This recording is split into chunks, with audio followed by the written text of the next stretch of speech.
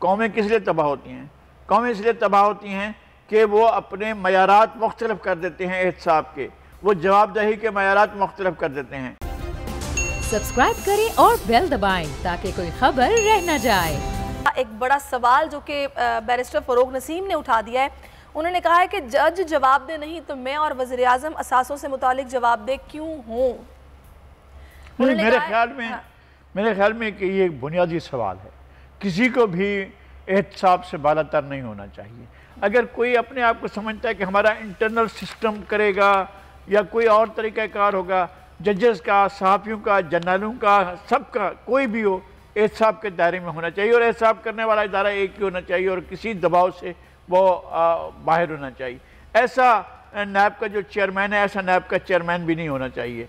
कोई ऐसा क्रेडिबल आदमी होना चाहिए जिसकी साख हो और जो इदारे को चला सके, और एहतसाब का सबका होना चाहिए। और उस इदारे को आप कोई भी नाम दे दें और कोई भी उसका तरीक़ाकार अख्तियार करें।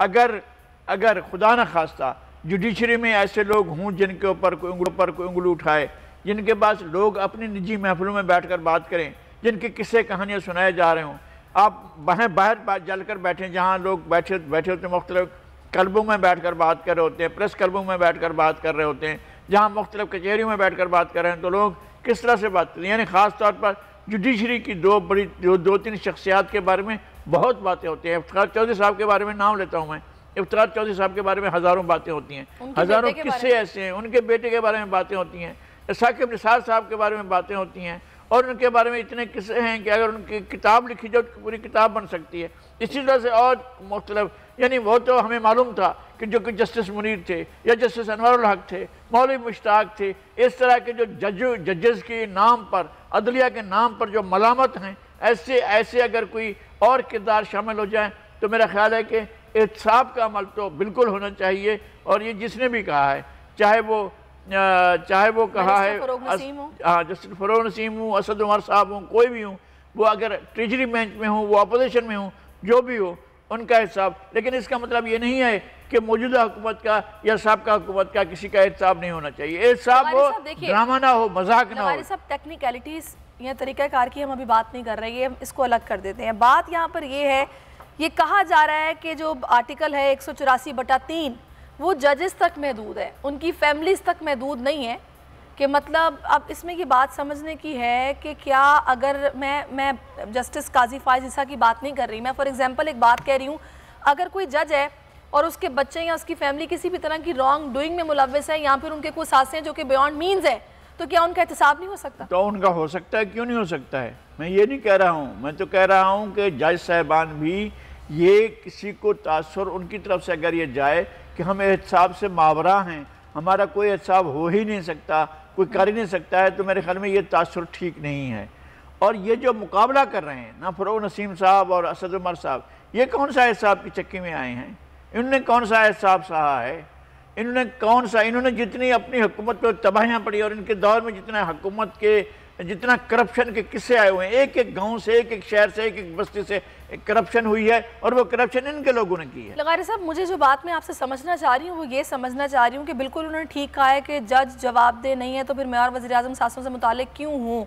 ठीक है, अगर एक पब्लिक ऑफिस होल्डर है या फिर कोई ब्यूरोक्रेट है या फिर कोई मतलब बड़ा बंदा है जो कि ऐवान में बैठा हुआ है, उसके बच्चों का अगर एहतसाब हो सकता है तो फिर सबका होना चाहिए।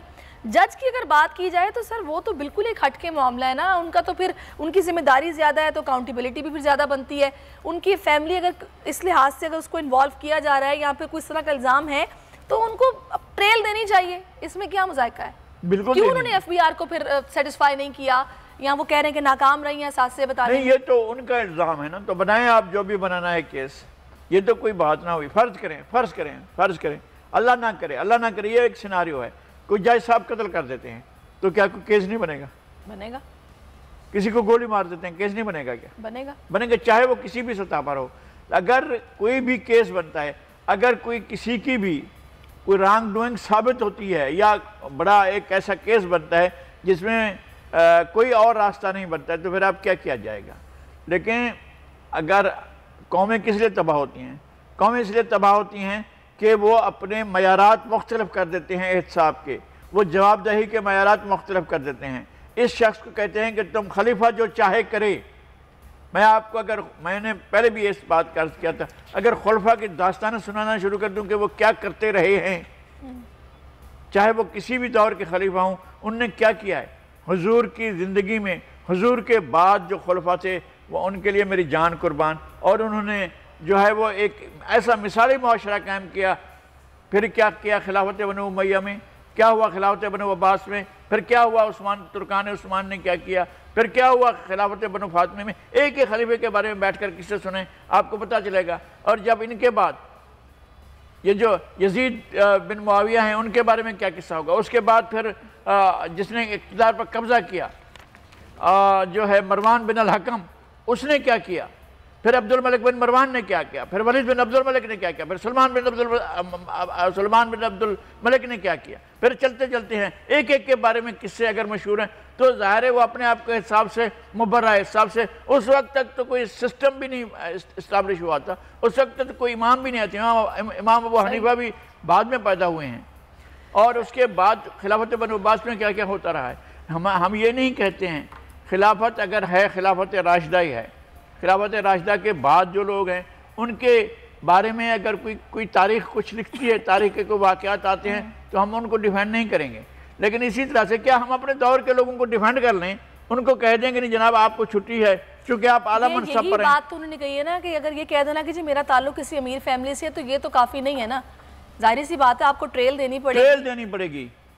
मतलब यार हमारा अगर कोई जज है तो मॉरली वो भी तो बाउंड है ना, वो जज है आखिर, उसकी भी शफाफियत का मयार आला होगा। अगर उसकी फैमिली से रिलेटेड कोई बात है तो ये उस पर भी आती है, भले आर्टिकल 184/3 उस तक महदूद है। मैं वही कह रहा हूँ कि इन्होंने कवानीन बनाए हैं, आइन के अंदर भी इन्होंने अपने आर्टिकल शामिल किए हुए हैं, और मुख्तलिफ लोग मुख्तलिफ इदारे अपनी जान बचाने के लिए बहुत कुछ करते हैं। और उसके ज़रिए क्या होता है फिर आप देखें तो सही, असासों का अंदाज़ा तो लगा है लोगों का, पूरे का पूरा मुल्क अलाट हो चुका है मुख्तलिफ लोगों को। ये क्या बात हुई। आप इस हिसाब से मुआवरा समझते हैं बाज़ लोगों को, बाज़ अफराद को, बाज़ मनसबदारों को, बाज़ ओहदेदारों को, तो फिर बाकी लोगों का क्यों करते हैं। फिर एक आम आदमी की गर्दन क्यों पकड़ी जाती है। सही। खैर इसमें तो जस्टिस साहब ने कहा है कि भाई वो इससे बिल्कुल अलग है, उनकी बीवी आज़ाद है इन मामलात में, और उनके बच्चे और वो, उनको मुर्द इल्ज़ाम नहीं ठहराया जा सकता। खैर ट्रेल देनी कहता हूँ कि मुर्द इल्ज़ाम ठहराना नहीं ठहराना, वो तो कानून के मुताबिक बात कर रहे हैं ना। अगर कोई गलत कानून मौजूद है तो उसको भी ठीक होना चाहिए। बिल्कुल। और अगर कहीं पर कोई गलत चीज़ होती है तो उसको भी ठीक होना चाहिए। सही। तो हम ये नहीं कह सकते कि फ़लाँ चीज़ मुक़द्दस है, इसके बारे में बात नहीं करना भाई। सही। हुजूर की ज़ात मुक़द्दस है, हुजूर के अहद के सारे लोग मुक़द्दस हैं, हम उनका बहुत एहतराम करते हैं।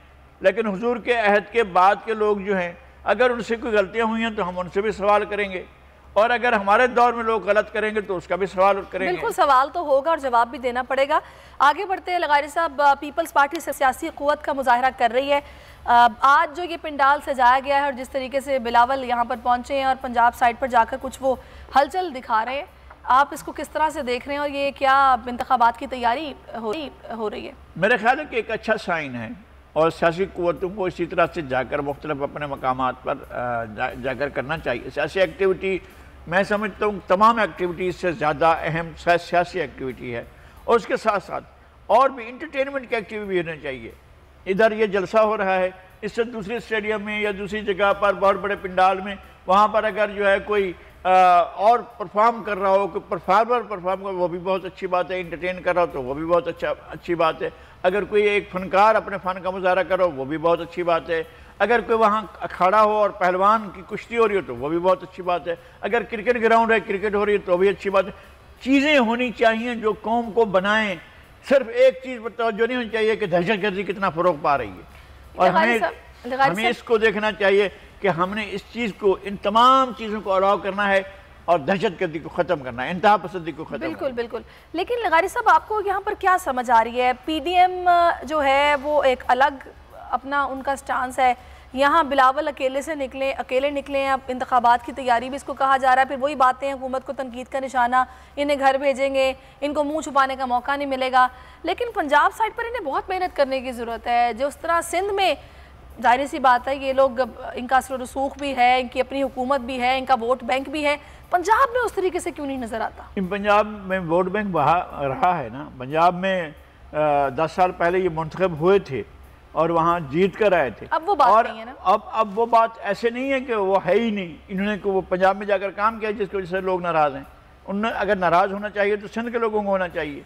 पंजाब के लोग किस बात पर नाराज़ हैं? वहाँ तो कभी उनकी हुकूमत बनी ही नहीं है ना। 77 में आखिरी हुकूमत बनने के बाद जब ज़िया उल हक ने तोड़ी है तो उसके बाद से अब तक उन्हें कभी मौका नहीं मिला है कि वो जाकर पंजाब में अपनी हुकूमत बनाएं। अपनी तमाम कोशिश जीतने के बावजूद उन्हें हुकूमत बना सके। 88 का इलेक्शन जीत गए थे, उसके बावजूद उन्हें हुकूमत करने का मौका नहीं मिला। अभी जो जरदारी साहब ने हुकूमत, उन्होंने बड़े सियासत में जो चीज़ें मॉरलिटी जरदारी साहब दिखा रहे थे वो तो नहीं होती हैं। उनके पास ऑप्शन था कि वो पंजाब में अपनी हुकूमत बना सकते थे, लेकिन नहीं बनाई। उन्होंने कहा जी अक्सरियत चूँकि आ गई है, अददी अक्सरियत उनके पास है, या अगर अपोजिशन को जाकर मिला लेते, बाकी लोगों को जाकर मिला लेते तो हुकूमत बना सकते थे। नहीं बनाई उन्होंने हुकूमत, और मेरा ख्याल है कि वो जरदारी साहब की गलती थी। उन्हें इस गलती को नहीं दोहराना चाहिए, वो जाना चाहिए और पंजाब के अवाम में जो मायूसी है उसको ख़त्म करने के लिए अपना प्रोग्राम लेकर जाना चाहिए। अगर लोग कबूल करते हैं तो सुभान अल्लाह, नहीं करते हैं तो असद उमर ये कह रहे हैं कि भाई ये 13 साल से सिंध की अवाम के साथ जुल्म हो रहा है, गवर्नेंस यहाँ पे ख़त्म हो चुकी है। उन्होंने ये भी कहा है कि पर्ची होती है तो नौकरी मिलती है वरना नौकरी नहीं मिलती है। नौजवानों की उम्मीद यहाँ पे ख़त्म हो गई है और आपको ये पता ही है कि 26 तारीख को घोटकी से कराची मार्च भी कर रहे हैं। देखें, बात यह है कि अगर इनके पास कुछ ताकत है तो बिल्कुल आएँ, इनके पास फॉलोइंग है तो आएँ, आकर अपना काम करें। इनका हक है कि वो सियासत में अपना काम करें।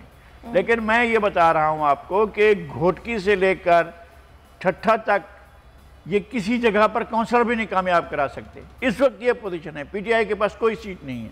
पीटीआई ने कराची में सीटें हासिल की हैं क्योंकि उस वक्त डाउनफॉल था एमक्यूएम का टोटल, और ऐसा डाउनफॉल कभी हुआ ही नहीं। 22 अगस्त के बाद जो कुछ एमक्यूएम की पोजीशन हुई है वैसी पोजीशन नहीं रही। इस वजह से आकर उन्होंने ये सारी सीटें ले ली।